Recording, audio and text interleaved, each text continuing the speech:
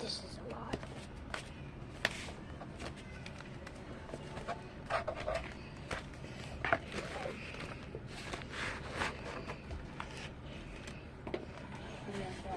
Panginoon, isang mapagpalang pasensya na po at nawawala gabi po sa ating devotion.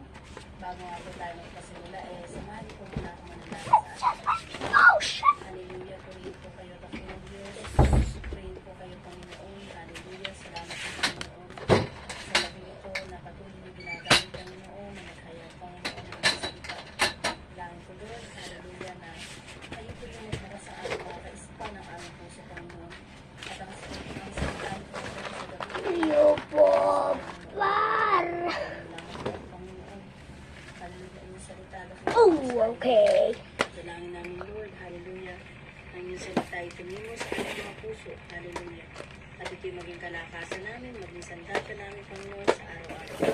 Salamat po aming anak. Salamat po aming Ama, sa inyo po natin papuri, sa inyo po natin luwalhati.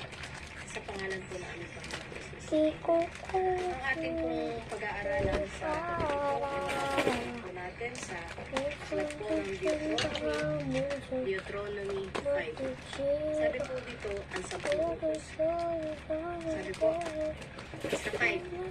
Tinipon ni Moises ang buong Israel at ang kanyang sinabi, Bayang Israel, tingnan ninyo ang kautusan at mga tuntunin ibibigay ko sa inyo ngayon. Unawain ninyo mabuti at tuparin ang mga ito sa tuwid. At si Yahweh ay gumawa ng kasunduan sa atin sa bundok ng Sinai. Sa 3. Hindi sa ating ninuno, kundi sa ating nabubuhay ngayon. Harap-harapan siyang nakipag-usap sa inyo sa bundok mula sa naglalagablab na apoy. Sa 5. Habang ibinibigay niya ang kanyang mga utos, nakatayo ako sa pagitan ninyo at si Yahweh sapagkat natatakot kayo Let's open sa one ingas pack at again. umakyat sa bundok. Sinabi niya,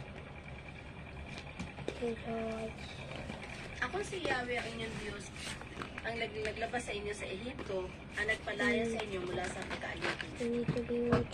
Huwag kang sasamba sa ibang Diyos maliban sa akin. Oh, okay. Huwag kang gagawa ng Diyos ang imahen ng anumang nilalang na nasa langit, nasa lupa o nasa tubig, upang sambahin. 9. Huwag mo silang yuyukuran, isasambahin sapagkat akong si Yahweh na iyong Diyos ay mapanibubuin Diyos. Ang kasalanan ng mga magulang ay sinisingil ko sa kanilang mga anak hanggang sa ika-4 na sa lahi. Sa 10. Ngunit ipinadarama ko ang aking pag-ibig at pagkalinga sa libo-libong sarinlahi ng mga umiibig sa akin at tumutupad sa aking kautusan. 11. Huwag mong gagamitin na walang kabuluhan ng pangalan Again! na iyong Diyos. Tiyak paparusahan ko ang gumamit ito ng walang kabuluhan. Sa 12. Ilaan mo para sa akin ang araw ng pamamahinga. Again? Na ipinag-uutos si Yahweh na iyong Diyos. Sa 13. 6 na araw ka magtatrabaho at tapusin mo ang dapat gawin. Sa 14. Subalit ang ikapitong araw ay para kay Yahweh na iyong Diyos. Ito ay araw ng pamamahinga. Sa araw na iyon, huwag magtatrabaho ang sino Oh, my face. ikaw at ang iyong mga anak, mga aliping lalaki o babae, ni alin man sa mga alaga mo. Ano mo na yan kasi maglilipit ako. Tapos magpa-plancha ako doon. Nakikipamayan sa Lipit mo inyo. na. Ang inyong alipin lalaki man o babae ay kailangan mahinga tulad mo. Sa 15, alalahanan mo naging alipin ka rin sa Ehipto na mula ro ay nilabas kita sa pamamagitan ng aking kapangyarihan. Kaya inuutos ko na panatilihin mo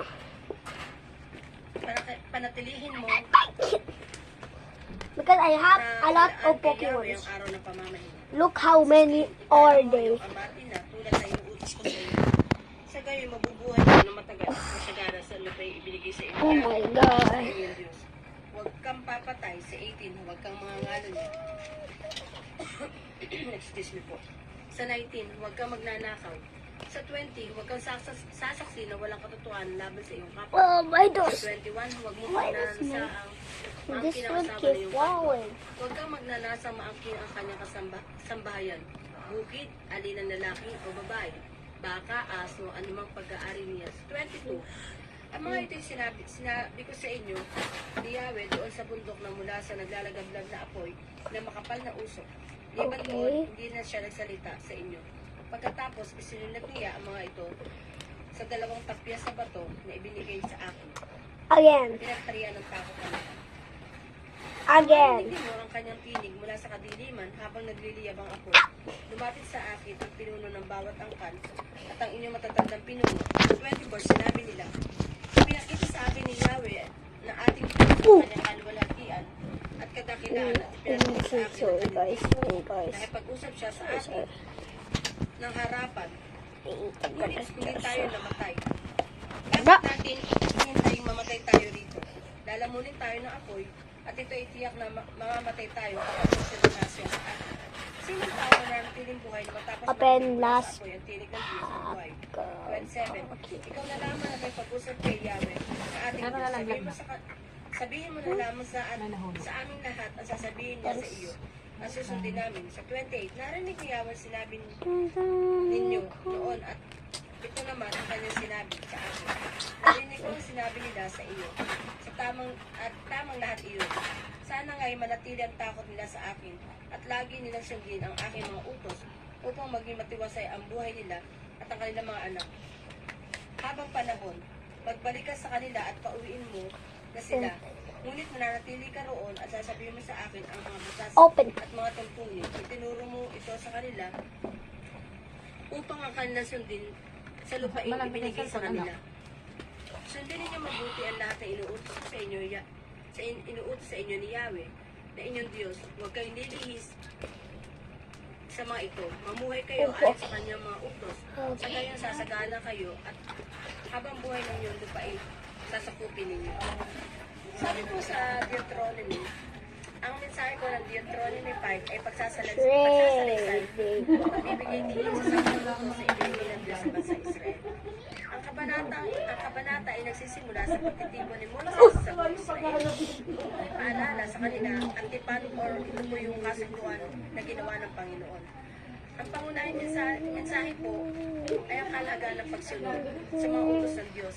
Pinakikita po ni Moises na ang pagsunod ay nagdadala ng pagpapala, mahabang buhay at kasaganaan upang sabi po rito, ang pagsunod daw po, ang pagsunod I'm gonna fold it all. ay nagdadala daw po It'll ng take for pagpapala, maybe 2 mahabang minutes buhay at or to kasaganaan 1 hour.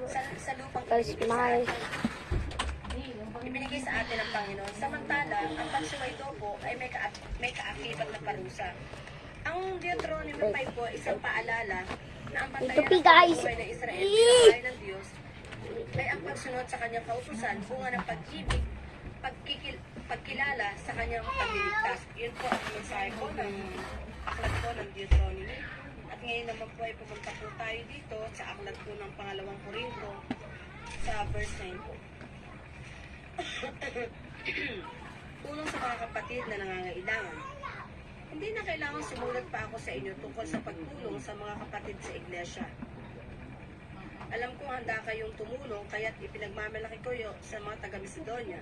Ang sabi ko ay handa na kayong mga taga-Akaya noong pang nakarang taon at dahil dito ay lalo silang sumigla sa pagtulong. Kaya't pinapunta ko riyan ang mga kapatid na ito upang mapatunayan tama ang aming pagmamalaki tungkol sa inyo at maihanda ninyo ang inyong dahil na sinabi ko. Hindi ko mga taga-Macedonia na sumama sa akin at makita nilang hindi pala kayo handa.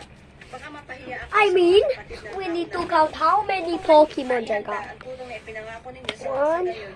Makikita na talagang sa inyo ang pagbibigay ninyo 3, at hindi sa 4, pilitan. Sa 6, itong ibig kong sabihin, ang nagtatanim ng kakaunti ay aani ng kakaunti.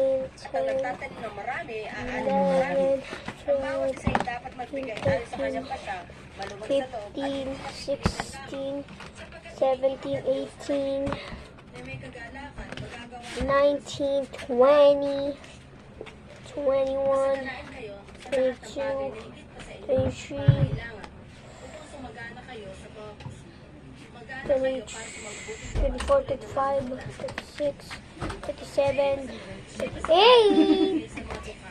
29, 30, 31, Tinapay na makakain, ang siya rin magbibigay sa inyo ng bibig. 35, 36, 37, 38, 39, 40, 41, Sanain niya kayo sa 42, lahat ng bagay upang mas marami at 43, ang inyong matulungan. Sa gayon, 43, darami 44, ang 45, salamat sa Diyos dahil sa inyong tulong. 46, Dadalhin namin 47, 48, ang paglilingkod 49, 50, 51, 2, 53, 54, 55, paano nag-uumapaw ng papasalamat nila sa Diyos.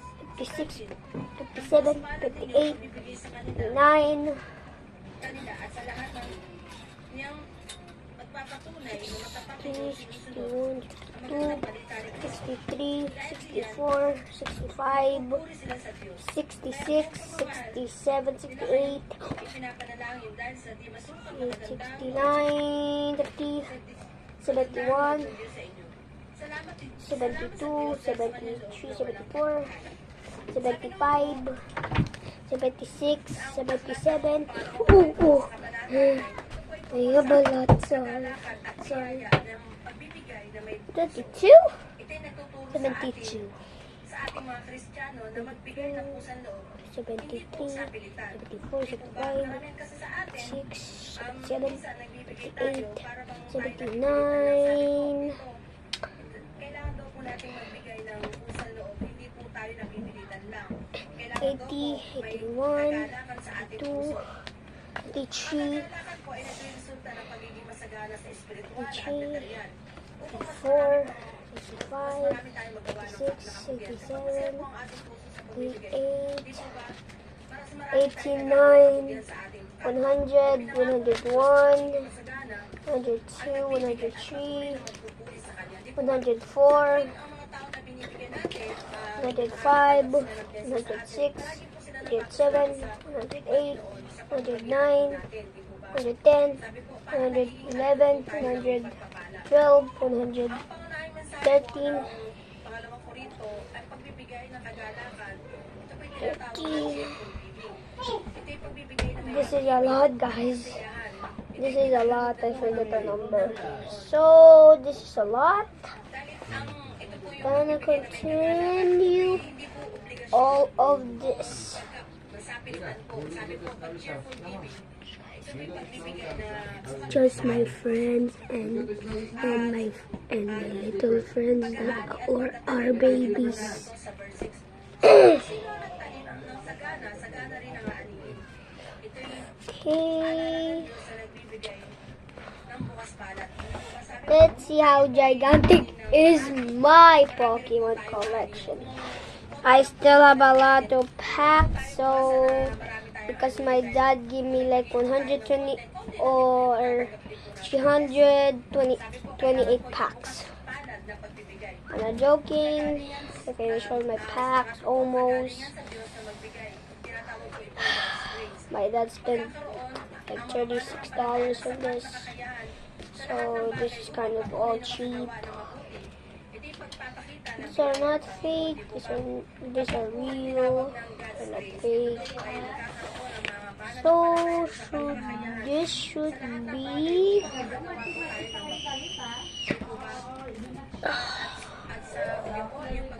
Oh, it's almost bigger than my.